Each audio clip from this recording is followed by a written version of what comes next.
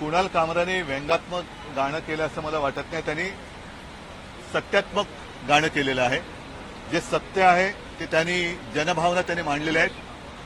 आम्ही आज सुद्धा बोलतोय, जे चोरी करतात ते गद्दार आहेत.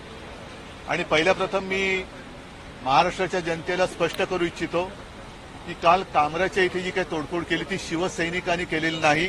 त्याचा शिवसेनेशी संबंध नाही. ही कदाचित एसएनसी गटाने केली असेल किंवा गद्दार सेनेच्या एसएनसी गटाने केलेली असेल. मुळामध्ये हे जे राज्य चाललंय ते छत्रपती शिवाजी महाराजांच्या आदर्शाने चालले की गद्दारांच्या आदर्शाने चाललेलं आहे. हा आता एक सोक्षमोक्ष लावण्याची वेळ आलेली आहे. आणि काल जे भेकड लोक आहेत त्यांना त्या गाण्यावरनं तथाकथित त्यांच्या गद्दार नेत्याचा अपमान झाला असं वाटलं म्हणून तोडफोड केली. हे गद्दार यांना छत्रपती शिवाजी महाराजांचा अपमान करणारा कोरटकर दिसत नाही, राहुल सोलापूरकर दिसत नाही. कोश्यारीने अपमान केला होता तेव्हा कोश्यारींचा निषेध करण्याचा यांचा धाडस नाही. हे भेकड लोक आहेत आणि गद्दारच आहेत. त्याच्यामुळे कुणाल कामराने काही अयोग्य केले असं माझं मत नाही. कुणाल कामरानी जनभावना व्यक्त केलेल्या आहेत. आणि मुख्यमंत्री महोदयांना मी सांगू इच्छितो की न्याय सगळ्यांना सारखा पाहिजे. नागपूरच्या दंगलीमध्ये ज्यांचं नुकसान झाले त्यांना नुकसान भरपाई तुम्ही देणार आहात. तसंच कुणाल कामराच्या स्टुडिओची किंवा तिथे जिथे त्यांनी जो कार्यक्रम केला त्या जागेचं ज्यांनी नुकसान केलं त्याची नुकसान भरपाई त्यांना दिली गेली पाहिजे. आणि हे जे भामटे भेकड गद्दार लोक आहेत ज्यांनी काल ही तोडफोड, ज्यांना छत्रपती शिवाजी महाराजांचा अपमान केलेला चालतो मात्र गद्दाराचा अपमान चालत नाही, त्यांच्याकडनं दामदुपटीने वसूल करावी. अभिव्यक्ती स्वातंत्र्यावरचा हल्ला आहे का? अभिव्यक्ती वगैरे सत्य बोलणं हा अभिव्यक्ती स्वातंत्र्याचा हल्ला होऊ शकत नाही. हे सत्य आहे आणि आम्ही तो उघड बोलतोय की हे गद्दार आहेत. त्याच्यामुळे हा अभिव्यक्ती स्वातंत्र्य आलं कुठे याच्यात? आणि अभिव्यक्ती स्वातंत्र्य हे गद्दारांच्या बाबतीत कसं काय तुम्ही म्हणता? गद्दारांचं काय? जिथे त्यांनी उघड उघड चोरी केली आहे, सगळं केलेलं आहे, त्याच्यामध्ये मुख्यमंत्री किंवा पोलिसांचा दरारा कमी करण्याचं काम हे चाललेलं आहे.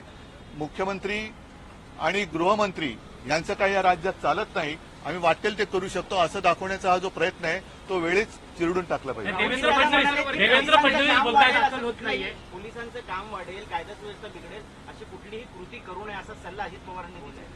अजित पवारांना मी धन्यवाद देतो, पण मुळात त्यांच्या आजूबाजूला बसणारी लोकच जर असं काम करत असतील तर पहिलं त्यांना आवरलं पाहिजे. त्यांनी देवेंद्र फडणवीस यांनी म्हटलेलं आहे की विरोधी पक्षावरच्या आमदारांनी देखील कुणाल कामराचं समर्थन केलेलं आहे आणि मी नाही सुपारी केलेलं आहे. मी केलेलं आहे ना समर्थन. सुपारी देऊन कुणाल कामराला नाही. आता हे बघा, ह्या सुपाऱ्या कोण कोणाला देतं? मग नागपूरच्या दंगलीची सुपारी कोणी दिली होती? औरंगजेबाचा थडगव करण्याची सुपारी कोणी दिली होती? तर या नुसत्या सुपाऱ्या करू नका. राज्याची वाट लागत चाललेली आहे.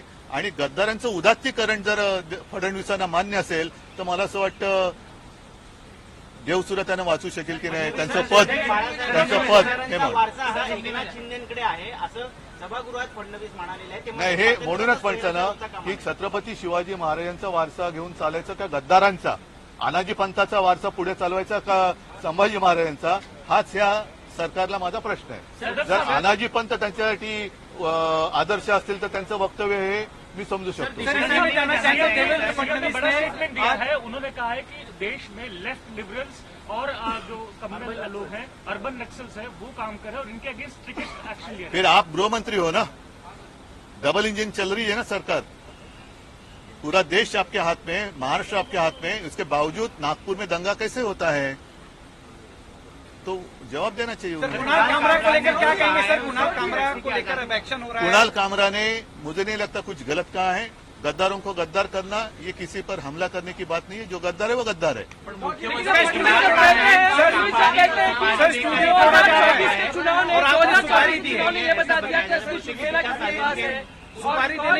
वो छोड़ो, वो नहीं, वो पूरा गाना आप सुन लो, चाहे तो आपके पास होगा तो बजा कर दिखाओ. उसी गाने का जो अर्थ है वही तो है.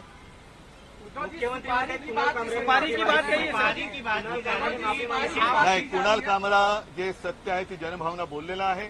आणि असं जर असेल तर तुम्ही सांगा की जो कोणी सत्य बोलेल, सत्यमेव जयते खोडून टाका आणि गद्दारमेव जयते लावा. लेकिन पानी की बात कर रहे हैं, अभी शिवसेना के नेता सदन में हंगामा किए, बाहर नहीं, इस हमले से शिवसेना का कोई संबंध नहीं। ये गद्दार सेना ने किया है, इसका कोई शिवसेना से लेना देना नहीं है। जिसके खून में गद्दारी आहे वो शिवसैनिक होई नाही सकता। गद्दारांचं उदात्तीकरण करणारा आणि शिवरायाचा अपमान झाला असताना गप्प बसेल हा शिवसैनिक असू शकत नाही।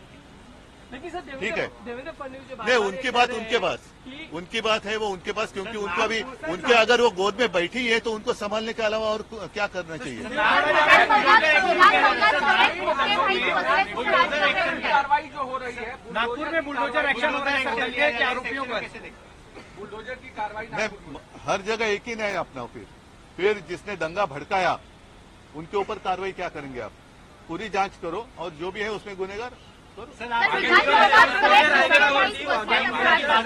बघा, मला असं वाटतं की एकूणच याच्या बाबतीत जे कोणी आपल्या खरोखर इतिहास तज्ञ राहिले असतील त्यांची मदत घ्यायला पाहिजे। पण जर वाघ्या कुत्र्याची समाधी हा एक वेगळा भाग आहे, पण या राज्यातलं इमान हे उखडून टाकले गेले हे दिसतंय।